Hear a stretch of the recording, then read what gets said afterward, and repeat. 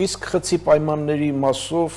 ոչ միայն այս դեպքում, այլև այլ դեպքերում զորօրինակ Գյումրի քաղաքապետի խցի պայմանների հետ կապված դժգոհություն, բողոք եւ ինչ-որ միջամտություն, այսպիսի իրավիճակներ ունենք, թե չունենք։ Ես այսպես ասեմ, եթե չեմ սխալվում, նույնիսկ հրապարակային է եղել, դրա համար ինձ թույլ կտամ ասել, որ բողոք ունենք, որովհետեւ եթե հրապարակային չլիներ, իրավունք չէի ունենա ընդհանրապես դրա մասին խոսել։ Բայց պիտի նաև նշեմ, որ անկախ այդ բողոքից ես ինքս եմ Երևան կենտրոն քրեակատարողական հիմնարկի խցային պայմանների հետ կապված մի շարք հարցեր նաև հրապարակային բարձրաձայնել, այդ թվում